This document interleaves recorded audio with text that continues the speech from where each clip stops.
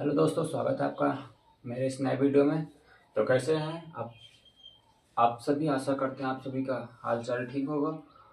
तो जैसा कि आज है 14 तारीख और आज एक ऐसे महान लीडर, ऐसे क्रांतिकारी कह सकते हैं, ऐसे जिन्होंने अपने बारे में न सोचकर अपने समाज, अपने देश, बल्कि अपने लोगों, अपने वर्ग, स्त्रियों को, सभी को सम्मान दिलाने के लिए खुद का जो अस्तित्व को त्याग कर इतनी मेहनत की कि आज उन्हीं की बदौलत स्त्रियों की इज्जत, स्त्रियों जो अपना पढ़ाई लिखाई कर पाती हैं और भी जो 12 घंटे से 8 घंटे लोग काम करते हैं, ये सब उन्हीं की देन है। आशा करते हैं कि आप उनके बारे में समझ गए होंगे कि मैं किन की बात कर रहा हूँ। तो आज ऐसे ही एक महान व्यक्ति जिनका नाम डॉक्टर भीमराव अम्बेडकर, जिनका जन्म 14 अप्रैल सन 1891 में हुआ, वह एक पहले कुछ ऐसी जातियाँ थी जो भेदभाव के नाम से अलग किए गए थे। तो वो एक ऐसे ही महार जाति में बिलोंग करते थे और उन्हें पढ़ने का हक, उन्हें अंदर स्कूल के अंदर बैठने का, पानी पीने का छोड़ पानी गिलास जो होता है उसको छूने का भी हक न था। फिर भी उन्होंने उसी देश का संविधान लिख दिया। सोचो ये कितनी गर्व की बात होती है। अगर आपको किसी भी गांव या जिले से बहिष्कार कर दिया जाए, जिले में घुसने ना दिया जाए और आप उस जिले के कलेक्टर बन जाए और उसी जिले में आ जाए, तो आपका रुतबा ही अलग हो जाएगा।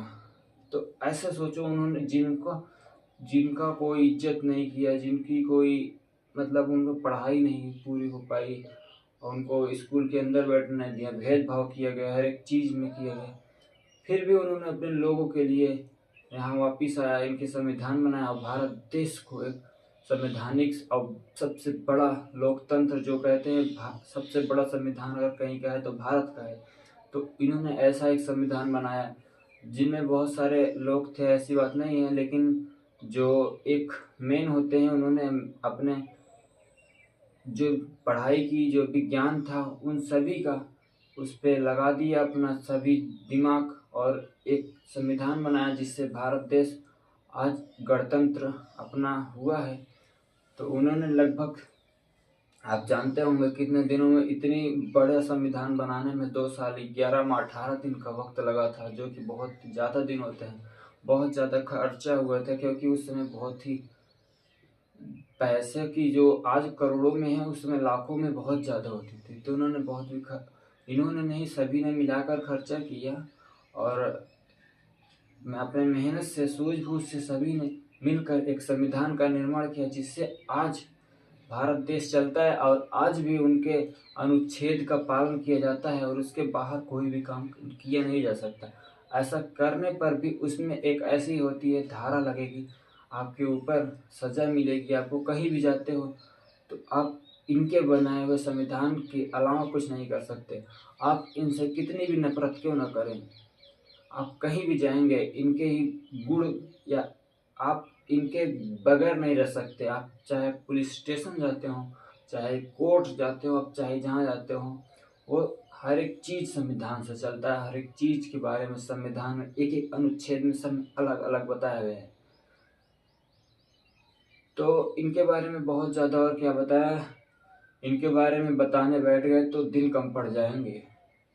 इन्होंने कोलंबिया यूनिवर्सिटी से पढ़ाई की, अमेरिका से पढ़ाई की, लंदन ऑफ इकोनॉमिक्स में पढ़ाई की, डीएससी कंप्लीट की। इन्होंने 32 डिग्री हासिल की, 9 भाषाओं के ज्ञाता थे, 64 विषयों में माहिर थे। सोचो ऐसे महान व्यक्ति के बारे में हम लोग बताने को पा रहे हैं। आज हम लोगों के पास सारी व्यवस्थाएं हैं। सोचो अच्छे खासे घर में बैठकर, अच्छे खासे टेबल मेज पर बैठकर हम आपको ये चीज़ें बता रहे हैं। उस समय सोचो, उस समय उनके पास पढ़ने पढ़ाने वाला कोई नहीं था, स्कूल के अंदर बैठने का हक नहीं था, खिड़कियों से झांक कर पढ़ाई की। और आज उनके बारे में इतनी इतनी 32 डिग्रियाँ, सोचो 8 साल की डिग्री को उन्होंने 2 साल 3 महीने में पूरा किया। तो एक महान लीडर के बारे में बताने से कभी पीछे हटना नहीं चाहिए और ऐसे लोगों की इज्जत करनी चाहिए। ऐसे लोगों की इज्जत नहीं करनी चाहिए जो कि अनपढ़ होते हैं और बोलते बहुत ज़्यादा हैं। सोचो अगर वो चाहते तो विदेशों में अच्छे खासे आज भी उनके परिवार होते हैं अगर उन्होंने उनके लिए काम किया होता ना तो आज विदेशों में आलीशान बंगलों में उनके परिवार वो तो नहीं होते क्योंकि उम्र ज़्यादा हो जाती, लेकिन उनके परिवार भी आज तक जीवित है जिन्होंने अपने बच्चों के बारे में नहीं सोचा, बल्कि जो इस हम जो कि यहाँ के आने वाले जनरेशन के बारे में सोचा कि यहाँ के लोग जो हम जैसे लोग क्या करेंगे। अगर इन्होंने नहीं सोचा होता तो आज जो भी है बच्चे बूढ़े जो भी है तो उसी जनरेशन से चले आते, और ऐसी जो प्रथाएं थी जातिवाद पूर्णता चली आती तो आज कैसा चलता देश। अंग्रेजों ने जब छोड़ने की बात की देश को तो उन्होंने कहा मैं तो देश छोड़ दूंगा। जब गांधी जी और सभी लोगों ने अपना 1947 में देश आज़ाद करा लिया, उन्होंने कहा मैंने तो हम लोग तो देश छोड़ा दिए या फिर हम लोगों ने देश छोड़ दी, लेकिन तुम लोग अपने में ही मर जाओगे क्योंकि तुम्हारे पास ऐसा कोई नियम नहीं है, ऐसा कोई संविधान नहीं है जिससे तुम अपना देश चला पाओ। तब आते हैं हमारे सबसे आगे डॉक्टर भीमराव अम्बेडकर, कहते हैं मैं अपने देश के लिए एक ऐसा कानून बनाऊंगा, एक ऐसा नियम बनाऊंगा जिसके तहत पूरा देश चलेगा। तो आज उसी के सहारे उसी के बदौलत ये देश चलता आ रहा है, और उसमें किसी भी प्रकार की कोई छेड़छाड़ करने पर भी उसमें अनुच्छेद उनके अपने धाराएं लगती है, उनमें भी सजा मिलती है।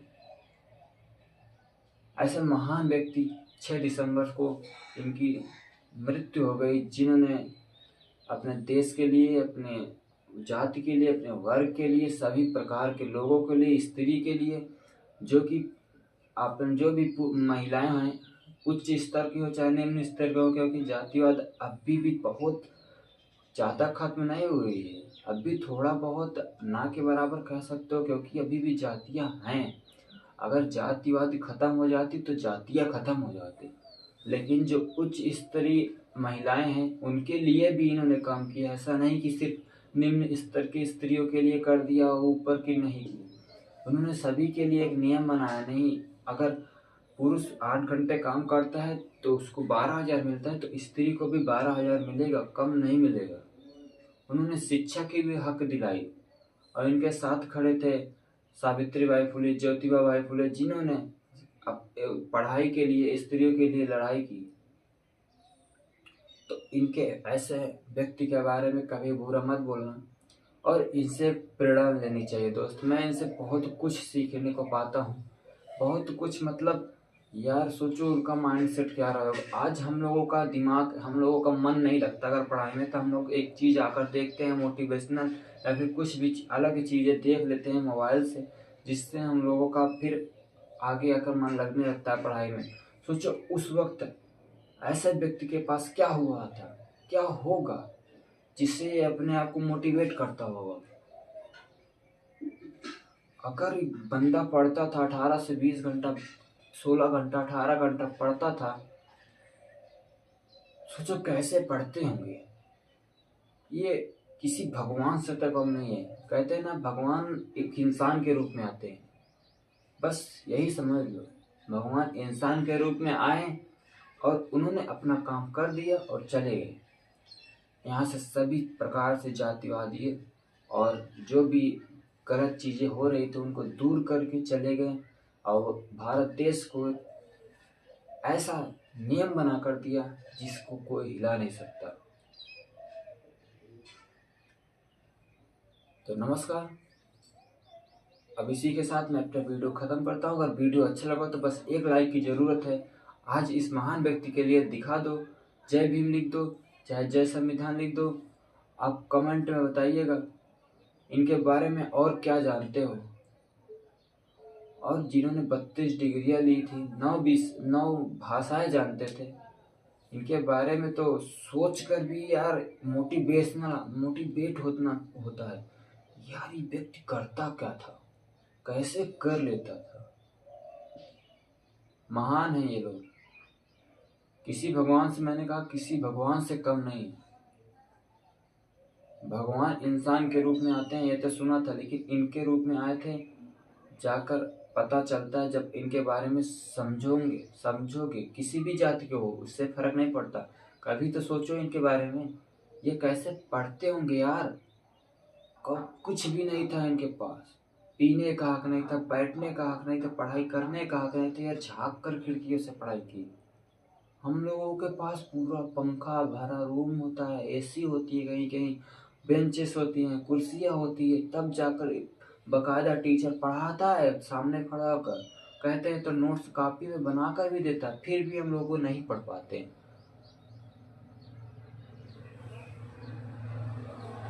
तो सोचना इनके बारे में 5 मिनट 10 मिनट, क्योंकि आज इनकी जयंती है। आज के दिन लोग इनके बारे में सोचते हैं और बाकी के दिन भूल जाते हैं। लेकिन मैंने ये वीडियो बनाया और अपलोड करूँगा ताकि आप कभी भी देख सकते हैं ऐसे महान लोगों के बारे में। कभी कभी लोग अनजाने में क्या कुछ नहीं कह देते, लेकिन इनके बारे में पहले जान लेना, इनके बारे में पढ़ लेना, तब दोस्त कुछ बोलना।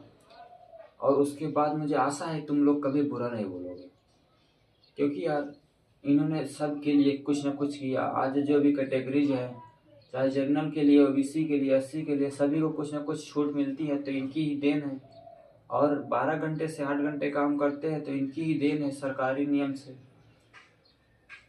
तो अगर अच्छा लगा वीडियो तो एक लाइक जरूर करिएगा। धन्यवाद। मिलते हैं नेक्स्ट वीडियो में।